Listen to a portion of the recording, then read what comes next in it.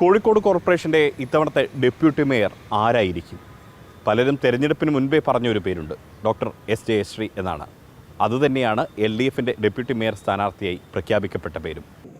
Kozhikode municipal കോർപ്പറേഷനിലെ കൗൺസിലറായി തിരഞ്ഞെടുക്കപ്പെട്ട doctor S Jayashree എന്ന ഞാൻ നിയമാനുസരണം നടപ്പാക്കിയ ഇന്ത്യൻ ഭരണഘടനയോട് യഥാർത്ഥമായ വിശ്വാസവും കൂറും പുലർത്തുമെന്നും ഭയാശങ്കയോ മമതയോ വാത്സല്യമോ വിദ്വേഷമോ കൂടാതെ ഞാൻ എൻ്റെ ഔദ്യോഗിക കർത്തവ്യങ്ങൾ യഥാവിധിയായും വിശ്വസ്തയോടും എൻ്റെ പരമാവധി കഴിവും അറിവും വിവേചന ശക്തിയും ഉപയോഗിച്ചുകൊണ്ടും നിർവഹിക്കുമെന്ന് ദൃഢപ്രതിജ്ഞ ചെയ്യുന്നു. ഒരുപക്ഷെ കോഴിക്കോട് കോർപ്പറേഷൻ്റെ നിലവിലെ കക്ഷിനില അനുസരിച്ച് നിയുക്ത ഡെപ്യൂട്ടി മേയർ എന്ന് അവരെ നമുക്ക് വിളിക്കാം. കേരള വിഷൻ ന്യൂസിനൊപ്പം ഇന്ന് ചേരുന്നത് കോഴിക്കോട് കോർപ്പറേഷൻ്റെ നിയുക്ത ഡെപ്യൂട്ടി മേയർ എന്ന് വിളിക്കാവുന്ന, പക്ഷേ മത്സരം നിൽക്കുന്നത് കൊണ്ട് മാത്രം LDFിൻ്റെ ഡെപ്യൂട്ടി മേയർ സ്ഥാനാർത്ഥി എന്ന് പറയേണ്ടി വരുന്ന ഡോക്ടർ എസ് ജയശ്രീയാണ്. അവരുടെ തെരഞ്ഞെടുപ്പ് പ്രതീക്ഷകൾ പങ്കുവയ്ക്കുകയാണ്. ടീച്ചറെ, ഒരു തെരഞ്ഞെടുപ്പ് കഴിഞ്ഞു, അതിന് പിന്നാലെ സത്യപ്രതിജ്ഞ ചെയ്തു, കൗൺസിലറായി വീണ്ടും ഒരു തെരഞ്ഞെടുപ്പിനെ അഭിമുഖീകരിക്കാൻ പോവുകയാണ്. എങ്ങനെയാണ് അത്? ഡെപ്യൂട്ടി മേയർ എന്നുള്ളത് ഒരു നോമിനേഷൻ പാർട്ടി നിശ്ചയിച്ചിട്ടുണ്ട്. അതിനുള്ള തെരഞ്ഞെടുപ്പ് 26-ാം തീയതി നടക്കും. ഇതൊന്നും തെരഞ്ഞെടുപ്പൊക്കെ സ്വാഭാവികമായിട്ട് വരുന്നതല്ല, അത് നമ്മളെങ്ങനെ വല്ലാണ്ട് ബാധിക്കേണ്ട കാര്യമില്ലല്ലോ. അതങ്ങനെ നടക്കും.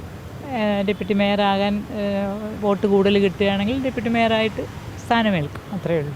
നമ്മൾ കഴിഞ്ഞ തവണ ബീന ടീച്ചർ എന്ന് പറയുന്നത് നമ്മുടെ ഒരു ബന്ധത്തിൻ്റെ, പക്ഷേ ബീന ഫിലിപ്പ് മേയറോട് നമ്മൾ പലപ്പോഴും സംസാരിച്ചപ്പോൾ പറഞ്ഞൊരു കാര്യമുണ്ട്, യഥാർത്ഥത്തിൽ ജയശ്രീ ആയിരുന്നു മേയറായി വരേണ്ടത് എന്നുള്ളത് പലരും അങ്ങനെ പറഞ്ഞിരുന്നു എന്നൊക്കെ വ്യക്തിപരമായി പറയാറുണ്ട്. അത് ഒരുപക്ഷെ ടീച്ചറോടുള്ള സ്നേഹം കൊണ്ടായിരിക്കാം ബീന ടീച്ചർ അങ്ങനെ പറയുന്നത്. അത് അന്ന് മേയർ സ്ഥാനത്തേക്ക് പേര് പറഞ്ഞു കേട്ട ഒരാളായിരുന്നു. അന്ന് അത് പിന്നീട് മാറിപ്പോയപ്പോൾ വിഷമം തോന്നി. അല്ല, ഇതിൽ നമ്മളറിയേണ്ട ഒരു കാര്യം, ബീന ടീച്ചർ അങ്ങനെ പറയുന്നത് തീർച്ചയായിട്ടും ഞങ്ങൾ തമ്മിൽ അത്രയ്ക്ക് ഒരു അടുപ്പുണ്ട്, അത് സ്വാഭാവികമായിട്ടുള്ള കാര്യമാണ്. ഇതിൽ ഈ ഇടതുപക്ഷ ജനാധിപത്യ മുന്നണി ഒരാളെയും മേയറാവും ഡെപ്യൂട്ടി മേയറാവും എന്നൊന്നും പറയുന്നില്ല. ഇലക്ഷന് നിൽക്കുമ്പോൾ എന്നെ സംബന്ധിച്ചിടത്തോളം ഞാൻ എപ്പോഴും പറയാറുള്ള ഒരു കാര്യം, എത്ര പേര് LDFിൻ്റെ കാൻഡിഡേറ്റ്സ് ഉണ്ടോ അതിലെല്ലാവരും ഈക്വലി ക്വാളിഫൈഡാണ്. ഇത് ഒരു നമ്മുടെ എഡ്യൂക്കേഷണൽ ക്വാളിഫിക്കേഷൻ വെച്ചിട്ടൊന്നും തരുന്ന പോസ്റ്റൊന്നും അല്ലല്ലോ. പിന്നെ എനിക്കൊന്ന് കോളേജിൽ പ്രിൻസിപ്പലൊക്കെ ആയി റിട്ടയർ ചെയ്തുകൊണ്ടായിരിക്കണം മാധ്യമങ്ങൾ പലപ്പോഴും മേയറാവുന്ന ഒരു കാൻഡിഡേറ്റായി കഴിഞ്ഞ പ്രാവശ്യം എന്നെ കണ്ടിരുന്നു. അപ്പോൾ പലപ്പോഴും ഇപ്രാവശ്യവും പറഞ്ഞു. അപ്പോൾ ഞാൻ ഇപ്രാവശ്യം വന്നവരോട്, കഴിഞ്ഞ പ്രാവശ്യം എനിക്ക് അത്രയ്ക്ക് അറിയില്ല ഇതിൻ്റെ ഒരു അല്ല ഭവിഷ്യത്തും അറിയില്ല, അങ്ങനെയല്ല. അപ്പോൾ ഇപ്രാവശ്യം ഞാൻ അവരോട് പറഞ്ഞു, ദയവായിട്ട് നിങ്ങൾ എൻ്റെ അടുത്ത് ഇങ്ങനെ ചോദിക്കരുത്. കാരണം ഒരിക്കലും അത് യഥാർത്ഥമായ കാര്യമാണ്. നമ്മളെ ഇലക്ഷന് നിൽക്കാമോ എന്ന് ചോദിക്കുമ്പോൾ നമ്മളോട് മേയർ സ്ഥാനം തരാം അല്ലെങ്കിൽ ഒരു ഓഫറൊന്നും തന്നിട്ടല്ലല്ലോ നമ്മൾ നിൽക്കുന്നത്. എന്നെ സംബന്ധിച്ചോളം ഏറ്റവും പ്രധാനപ്പെട്ട കാര്യം, ഈ മഹാനഗരത്തിൻ്റെ ഞാൻ ഈ നഗരത്തിൻ്റെ മരുമകളാണ്. ഞാൻ ഈ നഗരത്തിലേക്ക് കല്യാണം കഴിച്ച് വന്ന ആളാണ്. അപ്പോൾ ഈ നഗരത്തിൻ്റെ ഭരണത്തിൻ്റെ ഒരു ഭാഗമാകാൻ കഴിയണം. അത് കൗൺസിലറായാൽ പോലും എനിക്കത് വലിയ സന്തോഷമുള്ള കാര്യമാണ്. അതൊരു വലിയ ബഹുമതിയും വലിയ അഭിമാനവുമായി കാണുന്ന ഒരാളാണ് ഞാൻ. അതിൻ്റെ അപ്പുറത്തേക്ക് വേറെ ഒരു സ്ഥാനങ്ങളും എന്നെ മോഹിപ്പിക്കുന്നില്ല. നിങ്ങൾക്കറിയാലോ, ഞാൻ ഇരുന്ന ചെയർ അത്ര മോശമുള്ള ചെയർ ആയിരുന്നില്ല. അതുകൊണ്ട് തന്നെ ഞാനൊരു പ്രിൻസിപ്പലായിരുന്നു. ഞാൻ എൻ്റെ സീനിയോറിറ്റി ഹയർ ഗ്രേഡ് പ്രിൻസിപ്പൽ വേണ്ട എന്ന് വെച്ചിട്ട് അവിടെ തന്നെ റിട്ടേൺ ചെയ്ത ഒരാളാണ്. അതുകൊണ്ട് ഈ സ്ഥാനങ്ങളിൽ ഓഫ് കോഴ്സ് നമുക്കൊരു ഉത്തരവാദിത്വം തന്നാൽ അത് ഭംഗിയായിട്ട് നിറവേറ്റും. ഹെൽത്ത് സ്റ്റാൻഡിംഗ് കമ്മിറ്റിയുടെ ചെയർപേഴ്സൺ എന്നുള്ള രീതിയിൽ എനിക്ക് എൻ്റെ കഴിവ് ഉപയോഗിച്ച് ചെയ്യാൻ പറ്റുന്ന കാര്യങ്ങളൊക്കെ ചെയ്തെന്നുള്ള ആത്മവിശ്വാസം തീർച്ചയായിട്ടും ഉണ്ട്. ഇനിയിപ്പോൾ തെരഞ്ഞെടുപ്പ് വരുമ്പോൾ സാധാരണ പോലെയല്ല ഇത്തവണ. കാരണം ഇത്തവണ 3 കക്ഷികൾക്കും അവരുടേതായ ഒരു പ്രാധാന്യം ഉണ്ട്. അതുകൊണ്ട് തന്നെ ഇത്തവണ 2 തവണയായിട്ട് ഡെപ്യൂട്ടി മേയർ തെരഞ്ഞെടുപ്പ് നടത്തേണ്ടി വരുന്നൊരു സാഹചര്യം ചിലപ്പോൾ NDA കൂടി സ്ഥാനാർത്ഥി ഉണ്ടാവാം. അങ്ങനെ വന്നു കഴിഞ്ഞാൽ അവസാനം ഒരു 2 കക്ഷികളാവും രണ്ടാമത്തെ തെരഞ്ഞെടുപ്പിൽ. അങ്ങനെ വന്നു കഴിഞ്ഞാൽ അതിലാരെങ്കിലും അനുകൂലമായി വോട്ട് ചെയ്താൽ എങ്ങനെയായിരിക്കും സമയം? അല്ല, അത് വരട്ടെ എന്ന്. നമ്മളെന്തിനാണ് ഇപ്പോൾ അതിനെപ്പറ്റി ആലോചിച്ച് ഇങ്ങനെ വല്ലാതെ ബേജാറാവും.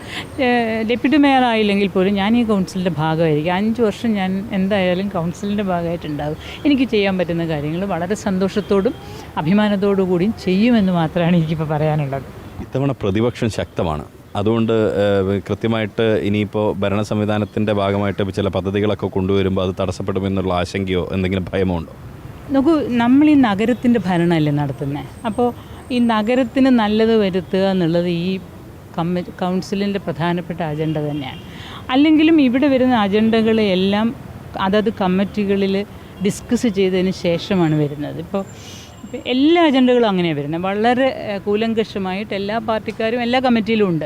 അപ്പോൾ ഇവിടെ ഒരു രഹസ്യ സ്വഭാവമോ അല്ലെങ്കിൽ ഏതെങ്കിലും ഒരു വെസ്റ്റഡ് ഇൻട്രസ്റ്റോ ഒരിക്കലും അജണ്ടയിൽ കൊണ്ടുവരാൻ സാധിക്കില്ല എന്നാണ് ഈ 5 വർഷത്തെ എൻ്റെ ഭരണവുമായി ബന്ധപ്പെടുത്തി. അതെങ്ങനെയാണ് സാധിക്കുക? പിന്നെ ഏത് പ്രൊജക്റ്റ് ആയാലും അതിനിവിടെ ഗവൺമെൻറ് റൂൾസിൻ്റെ പ്രൊസീജിയറുണ്ടല്ലോ. പർച്ചേസ് ആയാലും ഒരു പിന്നെ പ്രൊജക്റ്റ് പുതിയതുണ്ടാക്കുന്നാലും ഇതിനൊക്കെ നോംസ് ഉണ്ടല്ലോ. ഈ നോംസ് അനുസരിക്കാതെ നമുക്ക് ഒരിക്കലും മുന്നോട്ട് പോകാൻ പറ്റില്ലല്ലോ. അതിലെവിടെയാണ് ഒരു വെസ്റ്റഡ് ഇത് വരുന്നതെന്ന് എനിക്ക് മനസ്സിലാവുന്നില്ല. ഇനി ഞാൻ അറിയാത്ത എന്തെങ്കിലും എനിക്ക് എൻ്റെ അറിവിൻ്റെ ഉള്ളിൽ നിന്നുകൊണ്ടാണ് ഞാനീ പറയുന്നത്. അത് എവിടെയാണ് അതിനുള്ള സാധ്യതയെന്ന് മനസ്സിലാവുന്നില്ല. എന്തായാലും 5 വർഷം നല്ല ഭരണം തന്നെയായിരിക്കും കാഴ്ചവെക്കുക. തീർച്ചയായിട്ടും. കാരണം പ്രതിപക്ഷത്തെ ബഹുമാനിക്കുക എന്നുള്ളത്, പ്രതിപക്ഷത്തെ കണക്കിലെടുക്കുക എന്നുള്ളത് ജനാധിപത്യത്തിൽ, അതിപ്പോൾ ആര് പ്രതിപക്ഷമായാലും ഏത് പാർട്ടിയിലുള്ള ഒരു പ്രതിപക്ഷമായാലും നമ്മുടെ അൾട്ടിമേറ്റ് എയിം എന്താണ്? കോഴിക്കോടിൻ്റെ നന്മ ഉണ്ടാക്കുക എന്നുള്ളത് തന്നെയാണ്. അതുതന്നെയാണ് കൗൺസിൽ ചെയ്യേണ്ടത്. കൗൺസിലിൽ നിയമസഭ പോലെ അല്ല, എല്ലാവരും എല്ലാം അറിയുന്നുണ്ട്. ആരും അറിയാത്ത, ആരുടെയും കൺസെൻ്റ് ഇല്ലാത്ത കാര്യങ്ങൾ നടത്താൻ ഇവിടെ ഒരു സാധ്യത പോലും ഇല്ല. അത് വേറെ തന്നെ ഒരു രീതി. എനിക്ക് അതിനെപ്പറ്റി അറിയുന്നില്ല, എനിക്ക് മനസ്സിലാവുന്നില്ല. ഇപ്പോൾ ഹെൽത്ത് എൻ്റെ കമ്മിറ്റിയിൽ എല്ലാ പാർട്ടിക്കാരും ഉണ്ടായിരുന്നു. അപ്പോൾ അതിലുള്ള ആരോടെങ്കിലും ചോദിച്ചു നോക്കുക, ഏതെങ്കിലും ഒരു രീതിയിലുള്ള ഒരു തീരുമാനം എൻ്റെ അല്ലെങ്കിൽ എൻ്റെ പാർട്ടിയുടെ ഭാഗത്തുനിന്ന് നിർബന്ധമായിട്ട് എടുക്കാൻ അങ്ങനെ സാധിക്കില്ലെന്നേ. അത് എങ്ങനെയാണ് അങ്ങനെ ഒരു പിന്നെ ഇത് വരുന്നതെന്ന് എനിക്ക് മനസ്സിലായില്ല, അറിയുന്നില്ല. പിന്നെ അജണ്ടകളെ പറ്റി പറയുന്നുണ്ട്. ഇപ്പോൾ കൗൺസിലിലെ അജണ്ടയിലെ മെജോറിറ്റിയും പെൻഷനൊക്കെയാണ്. അതിനൊരു ഡിസ്കഷൻ്റെ ആവശ്യമേ ഉള്ളത്. അത് ക്ഷേമകാര്യ കമ്മിറ്റിയിൽ ഡിസ്കസ് ചെയ്യുന്നുണ്ട്. ഇപ്പോൾ നമ്പറൊക്കെ കൂടുതലൊക്കെ എപ്പോഴും പറയുന്നത് കേൾക്കാം. പക്ഷേ ഇതിന് 3 മണിക്കൂർ ഇത് വെക്കുന്ന സമയത്ത് പലപ്പോഴും നമ്മുടെ ഡിസ്കഷൻസ് 1ലോ 2ലോ നിന്നിട്ട് ഇങ്ങനെ ലെങ്തിയായി പോവുകയാണ്.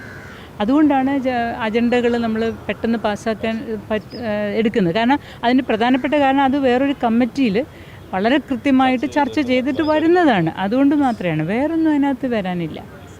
All the best. തീർച്ചയായിട്ടും നിങ്ങളുടെ എല്ലാവരുടെയും സഹായം പ്രതീക്ഷിക്കുകയാണ്. കോഴിക്കോടുള്ള ആളുകൾ പിന്നെ വളരെ നല്ല ആളുകളാണ്. അവർക്ക് വേണ്ടിയുള്ള ഭരണം ഉണ്ടാക്കുക എന്ന് പറയുന്നത് അത് മാധ്യമങ്ങളുടെയും കൂടെ വളരെ പ്രധാനപ്പെട്ട ഉത്തരവാദിത്വമാണ്. അത് ഏത് പക്ഷത്തിരുന്നാലും അത് പ്രധാനപ്പെട്ട കാര്യം തന്നെയാണ്. Thank you. എന്തായാലും പ്രതിപക്ഷത്തെ ബഹുമാനിച്ചുകൊണ്ടുള്ള ഭരണമായിരിക്കും ഇത്തവണ ഉണ്ടാവുക എന്നുള്ളത് തന്നെയാണ്. ആ രീതിയിൽ തന്നെ കോഴിക്കോട്ടെ നന്മയ്ക്ക് എല്ലാവരും ഒത്തുചേർന്ന് പോകും എന്നുള്ളതാണ് ജയശ്രീ ടീച്ചർ വ്യക്തമാക്കുന്നത്. ക്യാമറ പേഴ്സൺ രാഹുൽ മക്കടയ്ക്കൊപ്പം Riyas KMR, Kerala Vision News, Kozhikode.